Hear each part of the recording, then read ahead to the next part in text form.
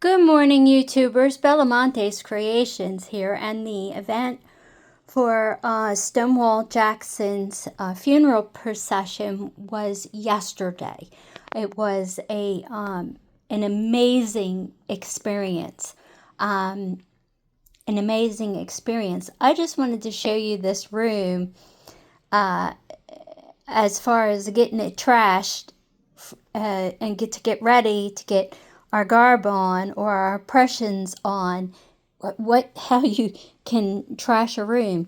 Not only did the room get trashed, but clothes got left here from the children yesterday, and the clothes that we were wearing yesterday are thrown everywhere because of me. I left everything in the truck last night when we got home. It was so hot, guys. It ended up getting so hot during the filming of this documentary, Lynchburg at War. Daniel Dixon being the producer.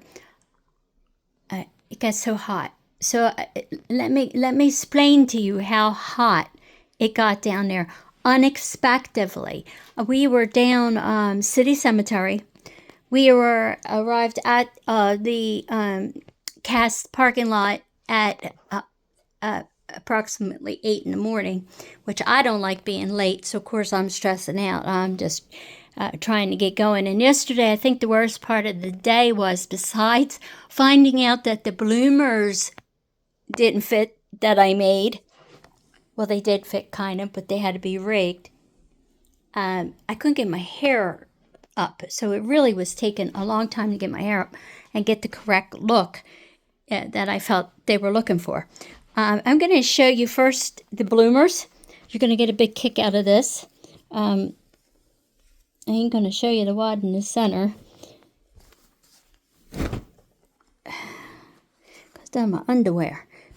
However, if I hold them all bunched up, you can see that I made the bloomers out of an old shirt that was in my closet. Basically, I went after all the stitching and that little attachment to put things together at the bottom of this fabric, and that's how I wanted it to look down the bottom. Anyway, the top, however, was another issue. The top, when I tried them on, didn't fit my butt. So it took some rigging. The bloomers ended up being tied to my underwear, and that seemed to work out well. I did discover yesterday, with all the heat we encountered, that bloomers basically stop the sweat from running down your legs. And this is my corset, which I've lost so much weight. Needs to be tightened up more. Of course, the black shirt that I wore underneath, that kind of saved me at the end. Here's my undershirt.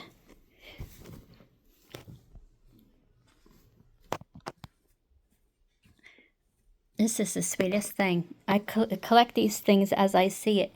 Leah's shirt. Of course, a hanger. Kids' clothes. Hoop skirt. White gloves that came home with me by accident because they were going to have me wear them, and then they said they didn't know if they were too white. But they were, too hot. Let me get back to the hot part. All right, I don't know what it ended up getting, but it was over 80 degrees standing in the baking sun. Sean was in a wool army coat. They made him a soldier, or a keen, they called it. A keen is a wannabe soldier, because he didn't have the proper weapon, which is okay. They did do military drills, which, they learned how they hold their weapons, including the wooden ones that they handed out, and do the drill. So that really took quite a while. As when they were waiting for maybe the hearse driver to show up. In the film, you're going to see the most beautiful horses. I think they're Percherons. Pulling this beautiful ornate hearse. Let me get back to my cleanup because I don't want to give it all away. I want you guys to watch this documentary. It's Lynchburg at War. You'll see me. I don't know if you'll recognize me because they put me in an old-fashioned bonnet.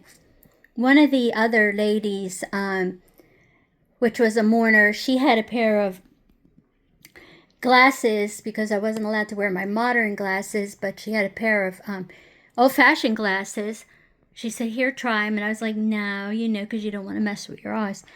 And then I said, you know what, let me give this a try. This lady says, try it. And anybody who can befriend me like that is pretty cool. She give me it a try. Let me give it a try. They worked. They almost worked better than the glasses that I have on my face now. I'm not going to get off the subject too much, but makes me wonder.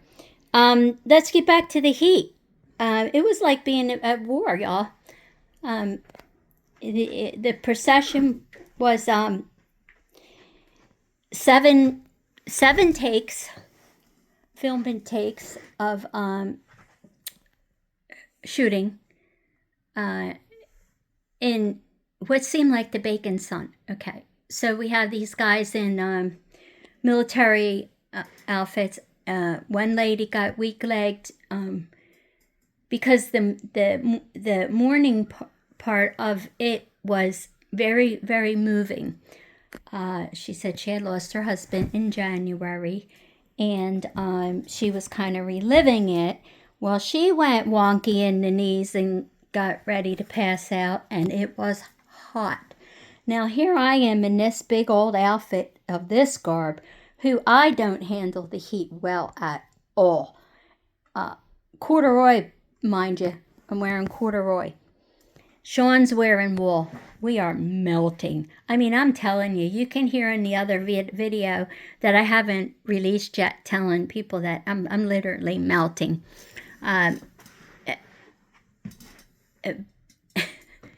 Anyway, they haul her off to get her the medic. The medic was part of our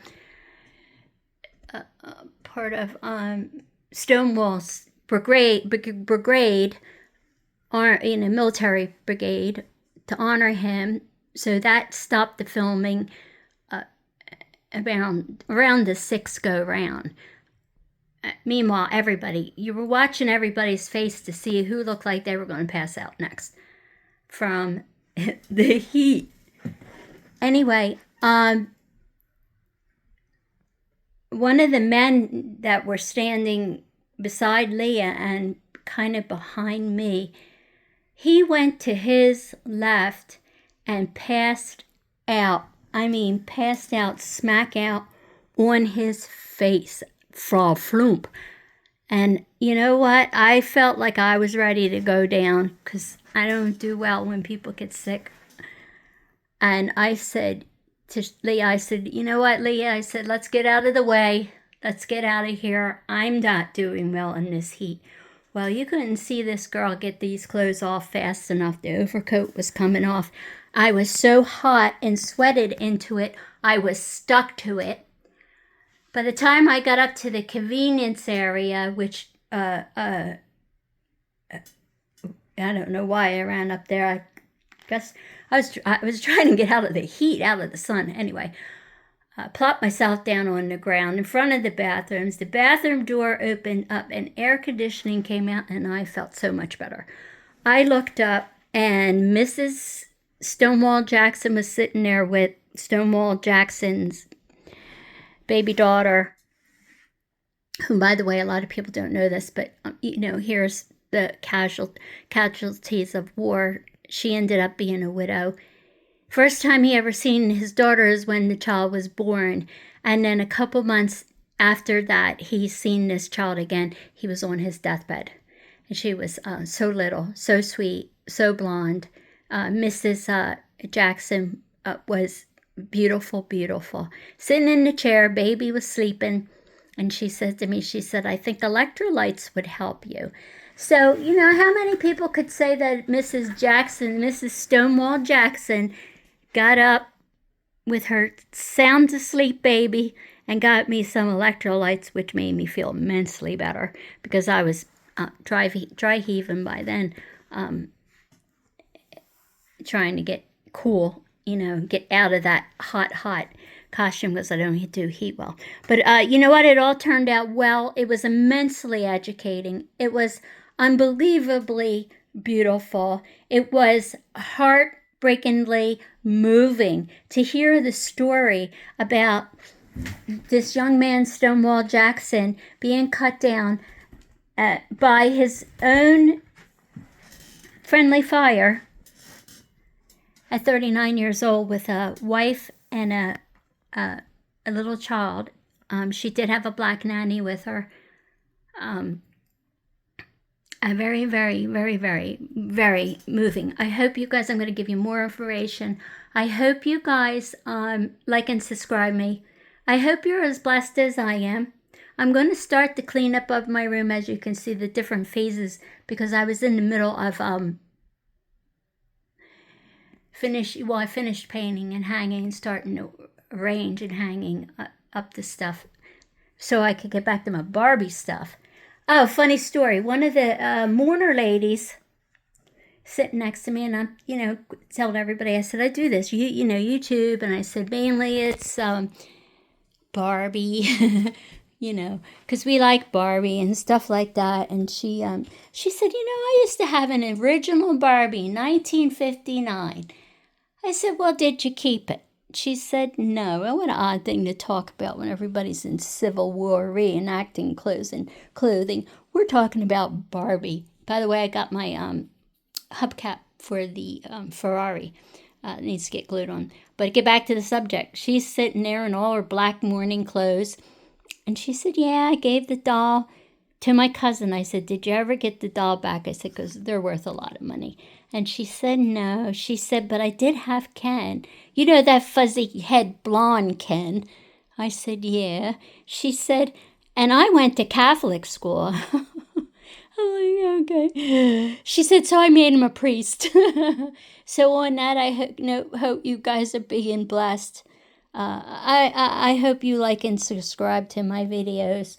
Onward and upward to my next adventure, which would be putting my Barbies back in here so I can sit and hang out with my Barbies to the next adventure comes along.